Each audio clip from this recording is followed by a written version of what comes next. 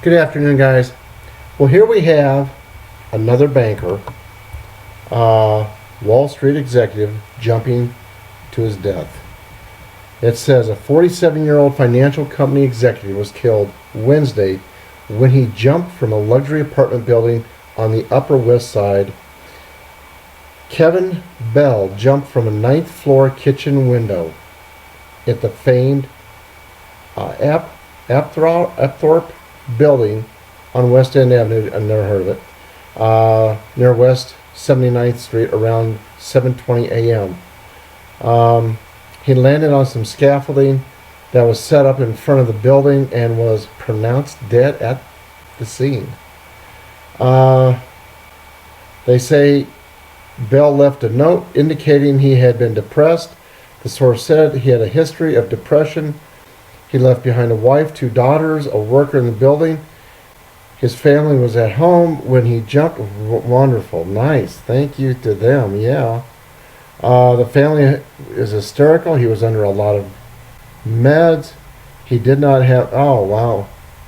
Now, for those of you who are wondering, by the way, he was a graduate of Duke University and worked at Arrowgrass Capital Partners, where he was head of the credit risk, according to the LinkedIn page. Number one, a lot, and I mean a lot, of people from the banking and the financial community over the last several years have committed suicide. One guy jumped 20 feet into a almost a dry creek bed and died. 20 feet. Yeah, you heard me right. And I got a feeling he was dead before he hit, if you know what I mean. A lot of these people, I think they got some help going out the window. I'm not saying that this guy did. It sounds like this guy was genuinely messed up. And it's too bad. It's too bad for his family. It's just, these guys, they think they're not doing anybody a favor, and they're not doing themselves a favor. Anyway, like I say, though, there is something for sure going on in the banking industry and the financial industry where you have so many of these people committing suicide. And there's, it's kind of like the people who have died around Putin here lately. There's a lot of speculation. Is it just a coincidence, or is this on purpose?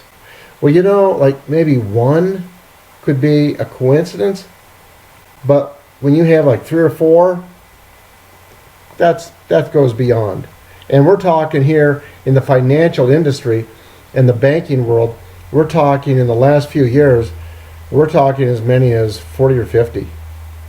It's a bunch. And then the First Lady, Melania, taking some time out to read to the kids at the hospital and stuff. She has a busy schedule. And no, she's not going to leave New York until Barron is done with his schooling. She's already stated she's going to stay there until he's done, which is a smart thing to do. She's going to keep the lawn, the First Lady's kitchen garden, and the rose garden and all the rest. And naturally, no, she's not going to be out there in it, and neither was Michelle. So anyway, she's very active, but she's active in a good way. Michelle was active in a bad way, destroying the school lunch menu program. That is something that obviously needs to be put back together, and I think they're in the process of putting it back. And as I said, when I was a kid, we had great school lunches, in part because several of the moms that were cooking for us had kids in my class. And so guess what? We got great food. Blueberry cobbler, apple cobbler, meatloaf, potatoes, real stuff. Yeah. Anyway, guys, that's all for now. I'll talk to you soon. God bless y'all. Bye-bye.